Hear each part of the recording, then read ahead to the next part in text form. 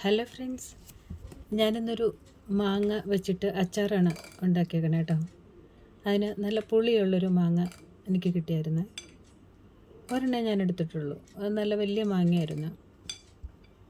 അപ്പോൾ എൻ്റെ രീതിയിൽ ഞാൻ എങ്ങനെയാണ് അച്ചാറുണ്ടാക്കണതെന്ന് കാണിച്ചു തരാം കേട്ടോ. അപ്പോൾ ഒരു മാങ്ങ ഞാൻ എടുത്തിട്ടുണ്ട്. വേണമെങ്കിൽ അതിൻ്റെ തൊലി ഇങ്ങനെ കളയാൻ കേട്ടോ. ഇച്ചിരി കട്ടിയുള്ള തൊലിയാണ്. എന്നാലും ഞാൻ അതിൻ്റെ തൊലിയൊന്നും കളഞ്ഞിട്ടില്ല. അതിങ്ങനെ ചെറുതായിട്ട് മുറിച്ചെടുക്കാം. നല്ല പുളിയുള്ളൊരു മാങ്ങയാണ്. അതിൻ്റെ ഞെട്ട് ഒരുപാട് അങ്ങ് കളയണ്ട കേട്ടോ. അപ്പോൾ അതിൻ്റെ അച്ചോനയാണ് അതിൻ്റെ ഒരു ടേസ്റ്റ് വരുന്നത്. പിന്നെ ഇതുപോലെ മുറിച്ചെടുത്തിട്ട് ചെറുതായിട്ട് അരിഞ്ഞെടുക്കാം. പിന്നെ ശകലം ആ തൊണ്ടിൻ്റെ അവിടെ ഒരു ഇച്ചിരി കേട് പോലെ വന്നിട്ടുണ്ട്. അതിൻ്റെ ഉള്ളിലേക്കൊന്നും ആയിട്ടില്ല. അതങ്ങ് ചെത്തി കളഞ്ഞിട്ട് ഇതുപോലെ വലിയ പീസായിട്ട് മുറിച്ചെടുത്തിട്ട് ചെറുതായിട്ട് അരിഞ്ഞ് എടുക്കാം. നല്ല ദശക്കട്ടിയുള്ളൊരു മാങ്ങയായിട്ട്. എന്നിട്ട് ഇതിൻ്റെ മൂട് കളയാതെ മുറിച്ചെടുത്തിട്ട് അത് ചെറുതായിട്ട് ഇതിനകത്തേക്ക് ഇടാം. അതിൻ്റെ അച്ചോനയുടെ ഭാഗം വിട്ട് കഴിഞ്ഞാൽ പിക്കിളിന് നല്ലൊരു ടേസ്റ്റ് കിട്ടും, നല്ലൊരു വാസന ഉണ്ടാകും. കണ്ടോ, നല്ല ദശക്കട്ടിയുള്ളൊരു മാങ്ങയാണ് കേട്ടോ. തൊണ്ട് വേണമെങ്കിൽ ചെത്തി കളയാം, പക്ഷേ തൊണ്ട് കടിക്കണത് നല്ലതല്ല. ചെത്തി കളഞ്ഞാൽ അതിനൊരു ടേസ്റ്റ് കിട്ടില്ല.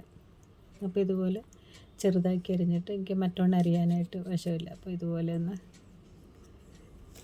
അരിഞ്ഞെടുത്തിട്ട് ചെറുതായി മുറിച്ചെടുക്കാം. ഇതുപോലെ ചെറുതായിട്ട് മുറിച്ചെടുക്കാം.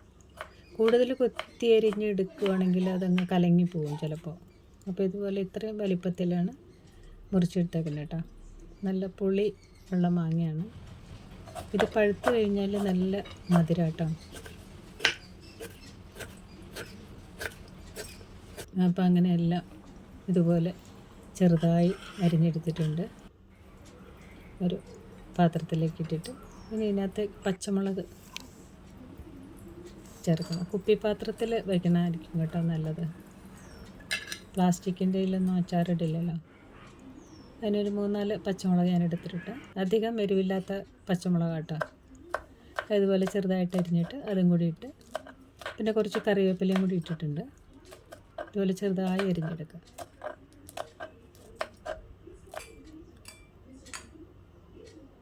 അപ്പോൾ അത് രണ്ടും കട്ട് ചെയ്തെടുത്തിട്ടുണ്ട്. പിന്നെ കുറച്ച് കറിവേപ്പിലയും കൂടി ഇട്ടിട്ട് പൊടികളൊക്കെ ചേർക്കാം. നല്ല പച്ച കറിവേപ്പിലയാണ്, അധികം വാടിയിട്ടൊന്നുമില്ല. യോജിപ്പിച്ച ശേഷം പിന്നെ ഒരു സ്പൂണ് കാശ്മീരി മുളക് പൊടി ഇട്ടിട്ടുണ്ട്. അതിൻ്റെ കളറ് കിട്ടാൻ വേണ്ടിയിട്ടാണ്. പിന്നെ എരിവുള്ള മുളക് പൊടി ഒരു സ്പൂൺ എടുത്തിട്ടുണ്ട്. പിന്നെ ലേശം ഒരു 1/4 ടീസ്പൂണോളം മഞ്ഞൾപ്പൊടിയും കൂടി ഇട്ടിട്ട്, കായമില്ലേ, കായം, അത് ആവശ്യത്തിന്, കായം കൂടി ആവശ്യത്തിന് ഇട്ടതിന് ശേഷം കുറച്ച് ഉപ്പ്. എനിക്ക് ഈ സ്പൂൺ കൊണ്ട് ഉപ്പിടാനായിട്ട് അത്ര വശമില്ല കേട്ടോ. എനിക്ക് കയ്പ്പാങ്ങാണ്. ഒന്ന് ഇളക്കി യോജിപ്പിച്ച് വയ്ക്കാം. എന്നിട്ട് ഇതിനകത്തേക്ക് നല്ല തിളച്ച വെള്ളമില്ലേ, 1 കപ്പ് വെള്ളം കൂടി ഒഴിച്ചിട്ട് ഇളക്കി വയ്ക്കാം. അല്ലെങ്കിൽ ഈ മാങ്ങയിൽ നിന്ന് വെള്ളം ഇറങ്ങും, എന്നാലും ഒരു ഇച്ചിരി വെള്ളം കൂടി ഒഴിച്ച് കുഴച്ചതിന് ശേഷം ഇതിനകത്ത് വറുത്തിടണം. അപ്പോൾ ഒത്തിരി ഇങ്ങനെ ജ്യൂസി ആയിട്ടിരിക്കുമല്ലോ. ഞാൻ ഇതിനകത്ത് എണ്ണയാണ് ഒഴിക്കുന്നത് കേട്ടോ, വെളിച്ചെണ്ണയല്ല, എണ്ണ. അപ്പോൾ ഈ ഉലുവ പൊടി ഇല്ലാത്ത കാരണം ഞാൻ ഈ കടുകിൻ്റെ കൂടെ കുറച്ച് ഉലുവയും കൂടി ഇടുന്നുണ്ട്. ഒരു 3/4 ടീസ്പൂണോളം ഉലുവയും കൂടി ഇടുന്നുണ്ട് കേട്ടോ. അത് രണ്ടും പൊട്ടിക്കഴിഞ്ഞതിന് ശേഷം കൊല്ലമുളകില്ലേ, അത് ചെറുതായിട്ട് അരിഞ്ഞ് വെച്ചിട്ടുണ്ട്. അതും കൂടി ഇട്ടിട്ട് ഈ കറിയിലേക്ക് ഒഴിക്കാം. അത് ഒഴിക്കുന്ന വീഡിയോ എനിക്ക് കിട്ടിയില്ല കേട്ടോ. അപ്പോൾ നല്ല ടേസ്റ്റി ആയിട്ടൊരു അച്ചാർ ഞാൻ ഉണ്ടാക്കിയിട്ടുണ്ട്. പിന്നെ ഞാൻ ഈ വീഡിയോയുടെ കൂടെ ഒരു തിരുവാതിരയുടെ ഇതും കൂടി ചേർത്തിട്ടുണ്ട് കേട്ടോ. അത് ഞാൻ കാണിച്ചു തരാമേ.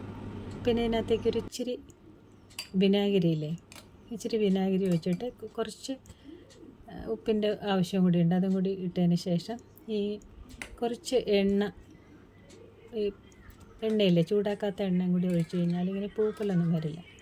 അതും കൂടി ഒഴിച്ച് തട്ടിപ്പൊത്തി വയ്ക്കാം. ഒരു ലേശം എണ്ണ ഒഴിച്ചാൽ മതി. അപ്പോൾ മാങ്ങാക്കറി റെഡി ആയിട്ടുണ്ട് കേട്ടോ. പിന്നെ ഞാൻ തിരുവാതിരയുടെ അത് കാണിച്ചു തരാവേ. ഒരു മെഗാ തിരുവാതിരയാണ് കേട്ടോ ഇവിടെ. ഞങ്ങൾക്കൊരു മാരിയമ്മൻ കോവിലുണ്ട്, അവിടെയായിരുന്നു. അപ്പോൾ അതിൻ്റെ ചില ഭാഗങ്ങൾ മുഴുവനും എനിക്ക് ഉൾപ്പെടുത്താൻ പറ്റിയില്ല. ചില ഭാഗങ്ങളൊക്കെ ഞാൻ ഇതിനകത്ത് ആഡ് ചെയ്തിട്ടുണ്ട് കേട്ടോ. അപ്പോൾ ഇത് തുടക്കം എടുത്തിട്ടുണ്ട്. പിന്നെ അതിൻ്റെ ഇടയ്ക്ക് കറണ്ട് പോയായിരുന്നു. അപ്പോൾ അതൊന്ന് കണ്ടു നോക്കണേ. 6:30 തുടങ്ങുന്നതാണ് പറഞ്ഞത്. പക്ഷേ ദീപാരാധന കഴിഞ്ഞപ്പോഴത്തേക്ക് 6:45 7 മണിയാവാറായിട്ടാണ്. അപ്പോഴാണ് തുടങ്ങിയത്. പിന്നെ അതിൻ്റെ ഇടയ്ക്ക് ഒന്ന് കറണ്ട് പോയി. പിന്നെ എല്ലാവരും സെറ്റായി നിന്ന്, ഒത്തിരി പേരുണ്ടല്ലോ, അപ്പോൾ അവരൊക്കെ ഇതാക്കി നിർത്തിയതിന് ശേഷമാണ് തുടങ്ങിയത്. അപ്പോൾ ചില ഭാഗങ്ങൾ ഞാൻ ഉൾപ്പെടുത്തിയിട്ടുണ്ട്. ആദ്യത്തെയും ഇടയ്ക്കുള്ള ഭാഗങ്ങളൊക്കെ ഞാനൊന്ന് ഉൾപ്പെടുത്തിയിട്ടുണ്ട്. അപ്പോൾ കുറച്ച് നേരം ഒന്ന് കണ്ടു നോക്കും.